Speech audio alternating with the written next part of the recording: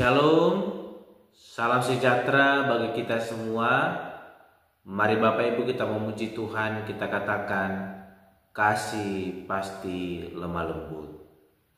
Kasih pasti lemah lembut, kasih pasti murah hati, kasih pasti memaafkan, kasih-Mu Tuhan. Ajarilah kami saling mengasihi, ajarilah kami ini saling mengampuni, ajarilah kami ini kasih-Mu ya Tuhan, kasih-Mu kudus tiada batasnya. Amin. Mari Bapak Ibu kita membuka Alkitab kita dari Injil Lukas pasal 15 ayat ke-11 sampai dengan ke-32. Demikianlah firman Tuhan dengan perikop perumpamaan tentang anak yang hilang. Yesus berkata lagi, ada seorang mempunyai 2 anak laki-laki. Kata yang bungsu kepada ayahnya, "Bapa, berikanlah kepadaku bagian harta milik kita yang menjadi hakku." Lalu ayahnya membagi-bagikan harta kekayaan itu di antara mereka. Beberapa hari kemudian anak bungsu itu menjual seluruh bagiannya itu, lalu pergi ke negeri yang jauh. Di sana ia memboroskan harta miliknya itu dengan hidup berfoya-foya. Setelah dihabiskannya semuanya, timbullah bencana kelaparan di dalam negeri itu, dan ia pun mulai melarat. Lalu ia pergi dan bekerja pada seorang majikan di negeri itu. Orang itu menyuruhnya ke ladang untuk menjaga babinya. Lalu ia ingin mengisi perutnya dengan ampas yang menjadi makanan babi itu, tetapi tidak seorang pun yang memberikannya kepadanya.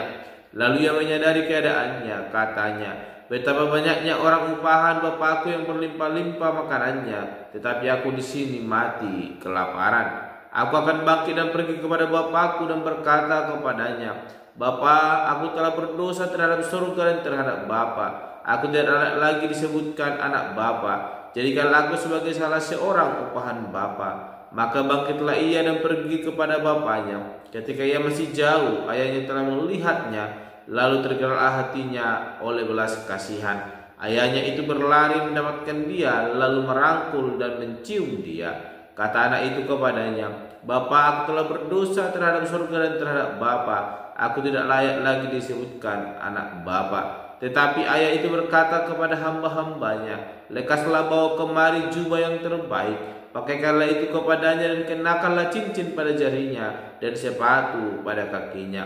Dan ambillah anak lembu tambun itu, sembelihlah dia dan marilah kita makan dan bersuka cita. Sebab anakku telah mati dan menjadi hidup kembali, ia telah hilang dan dapat kembali." Maka mulailah mereka bersukaria. Tetapi anaknya yang sulung berada di ladang, dan ketika ia pulang dan dekat ke rumah, ia mendengar bunyi seruling dan nyanyian tari-tarian. Lalu ia memanggil salah seorang hamba dan bertanya kepadanya, "Apa arti semuanya itu?" Jawab hamba itu, "Adikmu telah kembali dan ayahmu telah menyembelih anak lembu tambun, karena ia mendapatnya kembali dengan sehat." Maka marahlah anak sulung itu dan ia tidak mau masuk. Lalu ayahnya keluar dan berbicara dengan dia. Tetapi ia menjawab ayahnya, katanya, "Telah bertahun-tahun aku melayani Bapa dan belum pernah aku melanggar perintah Bapa. Tetapi kepadaku belum pernah Bapa memberikan seekor anak kambing untuk bersuka cita dengan sahabat-sahabatku. Tetapi baru saja datang anak Bapa yang telah memboroskan harta kekayaan Bapa bersama-sama dengan pelacur-pelacur. Maka Bapa menyembelih anak lembu tambun itu untuk dia."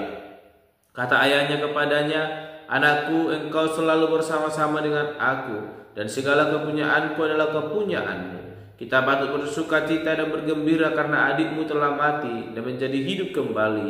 Ia telah hilang dan didapat kembali." Amin. Bapak Ibu saudara terkasih, dalam nama Tuhan Yesus Kristus, kita kembali merenungkan firman Tuhan pada hari ini, dan saya berikan tema bagi kita, yaitu memahami anugerah Allah. Sekali lagi, memahami anugerah Allah. Bapak Ibu yang terkasih, perumpamaan ini merupakan rangkaian dengan dua kisah sebelumnya yang telah kita renungkan bersama. Kalau hari ini kita melihat bagaimana masa itu orang Farisi dan ahli Taurat heran melihat keberadaan orang-orang berdosa di sekitar Yesus yang ikut mendengarkan pengajarannya. Maka Yesus menyampaikan kisah ini kepada mereka. Dikatakan ada kontras antara sikap si bapak dan si anak sulung dalam menyambut kembalinya si anak bungsu yang telah hilang. Kalau kita melihat bagaimana sang bapak begitu antusias, digambarkan bahwa si bapak telah mengetahui si bungsu walaupun masih jauh. Kita boleh melihat di ayat ke-20, ketika si bungsu memutuskan untuk pulang ke rumah bapaknya. Dia masih jauh, namun bapaknya boleh melihat dan mengenal dia dan menyambut dia. Dan ini memperlihatkan bahwa si bapak selalu menanti-nantikan si bungsu untuk kembali pulang. Dan ia sering melihat ke jalan karena berharap anaknya yang bungsu suatu saat akan pulang. Sehingga tak heran ketika si bungsu pulang, ia berlari lalu memeluk dan mencium anaknya tersebut. Bahkan penantiannya pun terjawab, di mana ia tidak peduli si bungsu datang dengan pakaian cepang-camping dan bukan dalam gemerlap kesuksesan di perantauan, karena telah membawa harta bagiannya. Namun dia pulang dengan keadaan yang begitu miris. Kita melihat harta yang begitu melimpah habis dan dia pulang dengan tidak memiliki apapun. Namun kita melihat bagaimana sikap daripada si bapak tersebut. Dia tidak menolak kehadiran anak yang bungsu yang pulang dengan menghabiskan seluruh harta yang telah dia bagikan kepada dia. Meski datang dalam keadaan miskin dan memalukan, namun kita melihat bagaimana sikap seorang bapak tersebut menyambut anaknya dengan penuh sukacita dan ia bergembira. Namun kita melihat justru sikap si bapak yang aktif menyambut ini mendorong respon pertobatan si bungsu. Kita melihat dikatakan bapak itu menerima dan memulihkan, namun anak itu merasakan suatu kasih sayang yang luar biasa. Namun kita melihat bagaimana sikap si sulung menyambut kepulangan adiknya.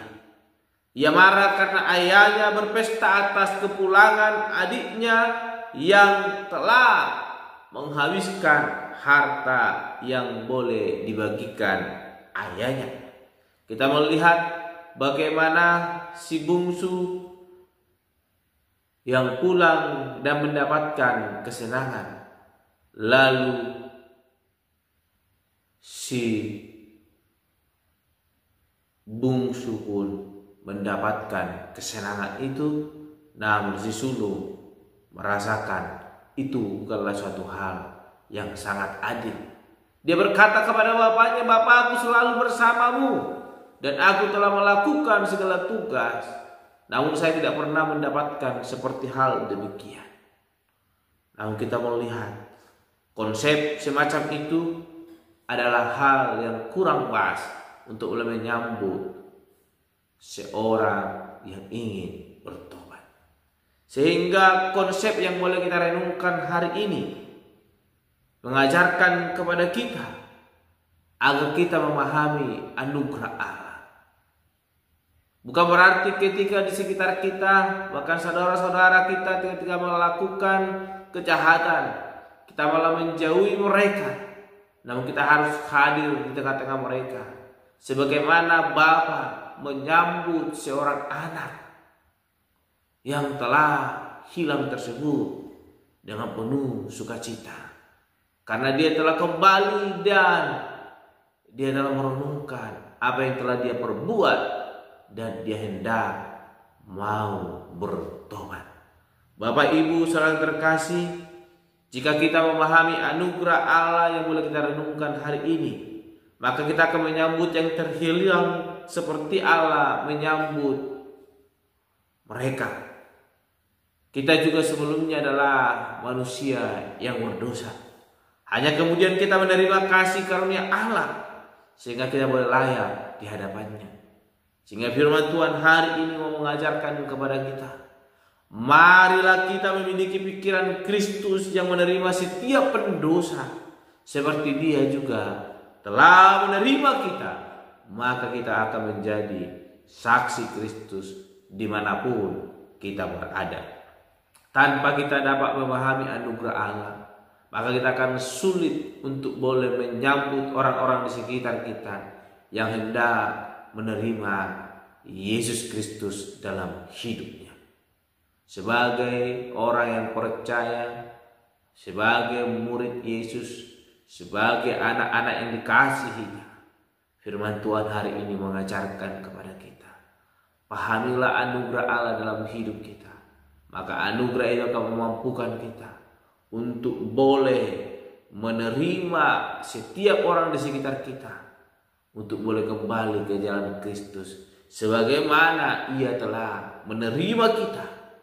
Di dalam keberdosaan kita boleh ditebus dan memperoleh keselamatan. Demikianlah hendaknya hidup kita di antara saudara-saudara kita, bahkan orang-orang di sekitar kita, sehingga lewat hidup kita mereka boleh memperoleh kemenangan di hadapan Yesus Kristus. Amin. Mari kita berdoa. Bapa Surgawi, kami kembali bersyukur untuk kebenaran firman Tuhan yang boleh kami renungkan hari ini. Terima kasih Tuhan buat anugerah-Mu dalam hidup kami yang telah menyambut menerima kami pendosa ini sehingga kami layak di hadapan Tuhan Allah. Dan hari ini kami telah merenungkan firman Tuhan. Kami harus menyadari bahwa hidup kami bukan karena kekuatan kami, namun karena anugerah penebusan Tuhan yang telah memperoleh keselamatan dalam hidup kami. Bapa yang baik, ajarkan kami boleh melakukan kehendak-Mu dalam hidup kami, dan lewat anugerah Tuhan kami boleh memahami bahwa setiap orang layak menerima kasih karunia Tuhan, dan mampukan kami untuk boleh menjadi saksi Kristus dimanapun kami berada. Dan lewat itu makin banyak jiwa yang boleh memperoleh kemenangan di hadapan Tuhan Allah. Dalam puji termulia nama Bapa, sedang kami berdoa dan mengucap syukur. Haleluya. Amin. Shalom Bapak Ibu. Tuhan Yesus memberkati.